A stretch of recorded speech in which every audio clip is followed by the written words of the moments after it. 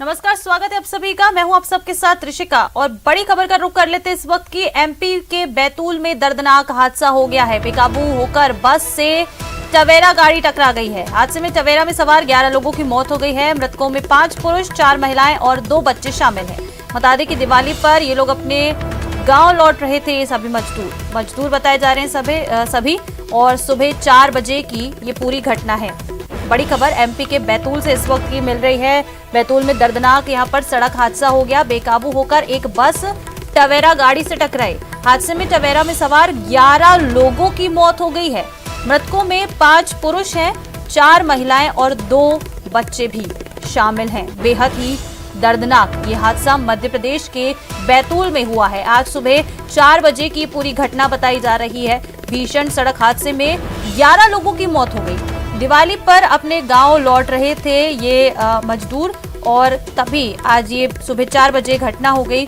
एक बेकाबू बस टवेरा गाड़ी से टकरा गई। टवेरा में सवार थे 11 लोग, जिसमें से 11 लोगों की मौत हो गई है। टवेरा में जो सवार थे 5 पुरुष, 4 महिलाएं और 2 बच्चे बताए जा रहे हैं।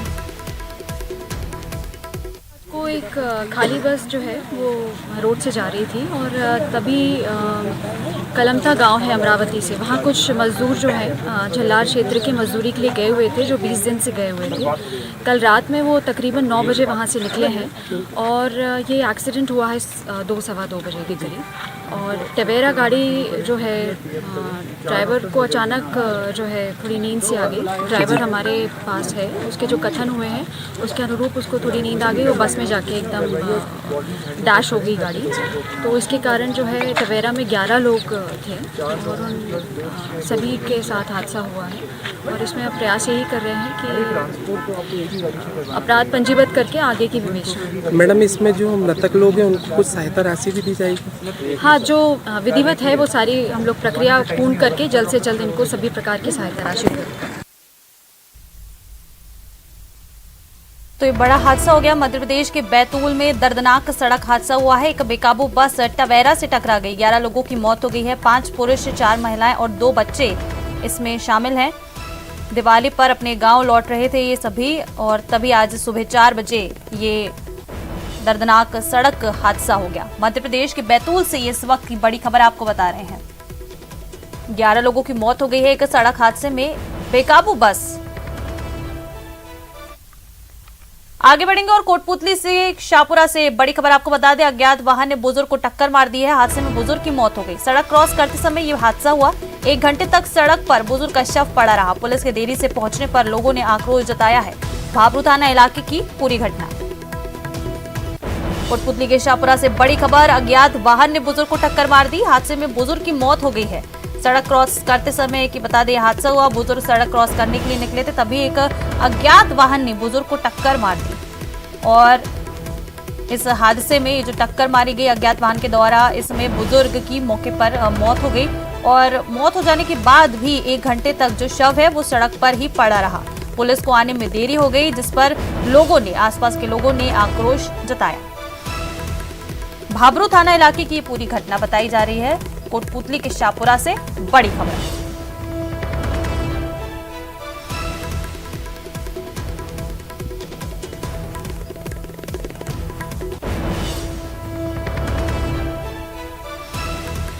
अज्ञात वाहन की टक्कर में एक बुजुर्ग की मौत हो गई है। कोटपुतली के शाहपुरा में बुजुर्ग की मौत हो गई। रोड क्रॉस कर रहा था बुजुर्ग, तभी एक अज्ञात वाहन ने जोरदार टक्कर मार दी, जिससे बुजुर्ग की मौत हो गई। 1 घंटे तक शव जो है बुजुर्ग का वो रास्ते पर सड़क पर ही पड़ा रहा। पुलिस को आने में देरी हुई, देरी से सूचना मिली या जो भी कारण रहा हो, पुलिस देरी से आई, जिससे लोगों में अब आक्रोश है। और कोटा से इस वक्त की बड़ी खबर आपको बता दें। यहां मोबाइल शॉप में भीषण आग लग गई है। मौके पर पहुंची दमकल की टीम पहुंच गई है और गुमानपुरा इलाके की पूरी घटना है। आग लगने की वजहों का फिलहाल पता नहीं चला है। कोटा से ये बड़ी खबर। मोबाइल शॉप में भीषण आग लग गई। मौके पर दमकल की टीम पहुंची है। गुमानपुरा इलाके की पूरी घटना। आग लगने की वजहों का फिलहाल पता नहीं चला है। भारी नुकसान हुआ है दुकानदार को और ये तस्वीरें आपको दिखा रहे हैं। देखिए कितनी भीषण ये आग लगी है। देख सकते हैं आप, इससे अंदाजा लगाया जा सकता है कि कितना एक मोबाइल की शॉप में क्योंकि ये आग लगी है तो कितना ज्यादा नुकसान हुआ होगा दुकानदार का, इन तस्वीरों के जरिए हम आसानी से पता लगा सकते हैं क्योंकि आग काफी भीषण है। पूरा के एक मोबाइल शॉप में आग लगने से हड़कंप मच गया। गुमानपुरा इलाके के एक मोबाइल पार्ट्स की शॉप में भीषण आग लगी है। तस्वीरें हम आपको दिखाना चाहते हैं। आग लगने से लाखों रुपए का नुकसान हो गया। आग लगने के कारणों की स्पष्ट जानकारी अभी तक नहीं मिल पाई, लेकिन बताया जा रहा है कि शॉर्ट सर्किट के चलते ये सुबह होते होते आग लग गई। ये मोबाइल शॉप है, आप देख सकते हैं। पूरा अंदर का जो माल है, मोबाइल पूरे पार्ट्स थे, करीब 15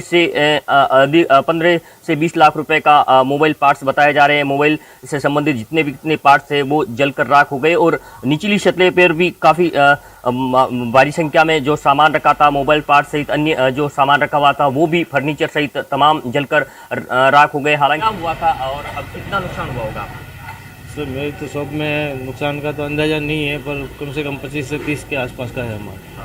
आग लगने के कोई कारणों की जानकारी मिल पाई? आग लगने का तो कारण है, सुबह मॉर्निंग में फ़ोन आया, जो घर से उठ के आया इतने में तो जैसे शटर खोलता है एकदम फुल आग लग गई। मतलब 15-20 लाख का सामान रखा हुआ था, ज़्यादा ही होगा। इंश्योरेंस वगैरह था? नहीं, इंश्योरेंस नहीं। शॉर्ट सर्किट कारण हुए है। मेरी बाजू में शॉप है, मैं तो मेरी गाड़ी बच गई सब भगवान का आशीर्वाद से, लेकिन हमारे पड़ोसी का काफ़ी नुकसान हुआ। 50 लाख का आसपास नुकसान है बताया जाता। ये शॉर्ट सर्किट की आग लगी? शॉर्ट सर्किट से हुआ है पक्का।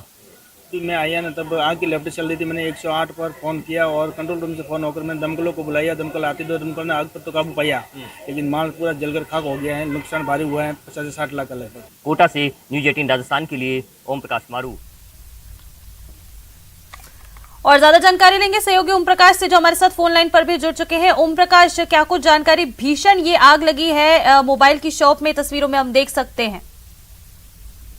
जी, सुबह होते होते शॉर्ट सर्किट के चलते ये आग लगने का कारण बताया जा रहा है, लेकिन आग इतनी भीषण थी कि चंद मिनटों में ही आग की लपटें दूर दूर तक देखी गई और ये कहा जा सकता कि आग लगने से भारी व्यापारी को नुकसान हुआ। लेकिन गनीमत ये रही कि समय रहते 2 दमकलों ने आग पर काबू पा लिया, वरना आसपास की दुकानें ऐसी थी जहाँ कॉस्मेटिक आइटम होते हैं, ज्वलनशील पदार्थ होते हैं, कुछ गैस सिलेंडर की दुकानें होती है, जबकि कुछ और इस तरह की दुकानें हैं जहाँ आग जल्दी से पकड़ लेती। लेकिन आग ने एक दुकान को चपेट में लेने के साथ पास की दुकान को हालांकि नुकसान पहुंचा, लेकिन समय रहते आग पर काबू पा लिया। लेकिन ये बताया जा रहा है कि जो फर्नीचर सहित पूरा यदि माना जाए तो करीब 20 से 40 लाख रुपए का नुकसान व्यापारी फिलहाल बता रहे हैं, लेकिन नुकसान का आंकलन इससे भी अधिक किया जा सकता है।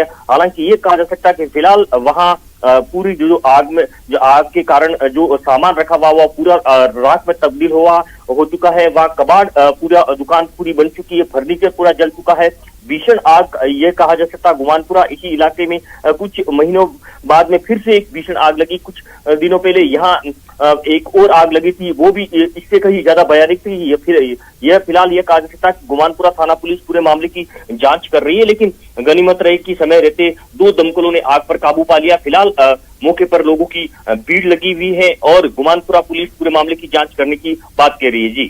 जी बिल्कुल ओम प्रकाश, देखिए तस्वीरों में देख सकते हैं कि आग काफी भीषण लगी और जैसा कि आप बता रहे हैं कि दमकल ने अब पहुंचकर आग पे, ये जो पूरी आग लगी है इस शॉप में, उस पर आग पर काबू पा लिया गया है। तो जिस तरह से दुकानदार का भारी नुकसान हुआ ही होगा, तो उसको ये अंदाजा तो होगा ही कि दुकान में कितने तक का माल रखा हुआ है, और जो बाजू की जो दुकान थी उसको भी इस आग ने अपनी चपेट में लिया। तो कुल मिलाकर ये जो पूरी घटना हुई आग की, इसमें कितना क्या अंदाजा लगाया जा सकता है कि दुकानदारों का नुकसान हुआ?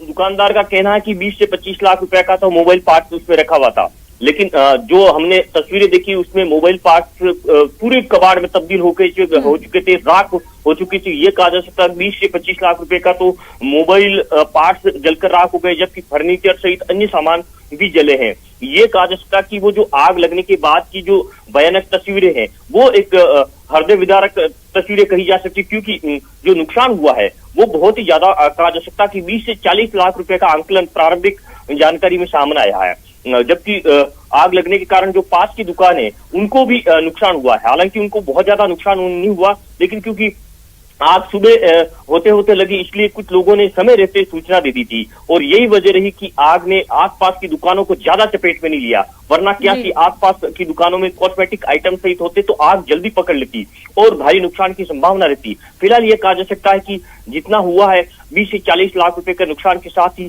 फिलहाल बिल्कुल ओम प्रकाश, आग की तस्वीरें देखकर यह अंदाजा लगाया जा सकता है कि दुकानदार को भारी नुकसान हुआ होगा। शुक्रिया आपका तमाम जानकारी के लिए। और चलिए रुक कर लेते एक और बड़ी खबर का। जयपुर ग्रेटर मेयर उपचुनाव होने जा रहे हैं और ग्रेटर नगर निगम में मेयर उपचुनाव का घमासान भी अब देखने को मिल रहा है। आज बीजेपी और कांग्रेस प्रत्याशी नामांकन करेंगे। आज नामांकन की आखिरी तारीख है। फिलहाल अभी तक दोनों ही पार्टियों की ओर से नामों की आधिकारिक घोषणा नहीं की गई है।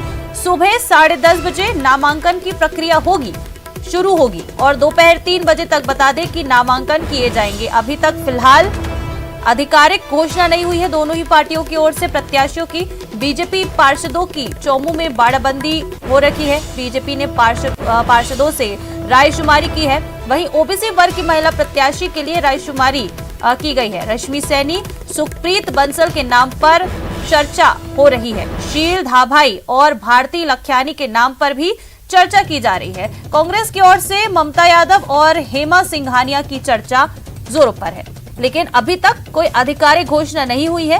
तो जब 10:30 बजे आज नामांकन की प्रक्रिया शुरू होगी और 3 बजे तक ये प्रक्रिया चलेगी नामांकन की, इसके बाद ही या फिर इसके पहले ही, थोड़े समय पहले ही जो प्रत्याशियों के नाम है, जो आधिकारिक प्रत्याशियों के नाम है, वो सामने आएंगे। ग्रेटर नगर निगम मेयर उपचुनाव का घमासान शुरू हो गया है। आज बीजेपी और कांग्रेस प्रत्याशी बता दें कि नामांकन करेंगे। 10 तारीख को मतदान होगा और आज नामांकन की आखिरी तारीख है। 10 नवंबर को वोटिंग होगी और आज आखिरी तारीख नामांकन के लिए। दोनों ही पार्टियों की ओर से अभी तक प्रत्याशियों के जो नाम हैं वो सामने नहीं आए हैं, लेकिन जिन नामों पर चर्चा हो रही है या जो चर्चा में रहे हैं वो है रश्मि सैनी, सुखप्रीत बंसल, ये बीजेपी की तरफ से, और शील धाभाई और भारती लख्यानी के नाम पर भी चर्चा है।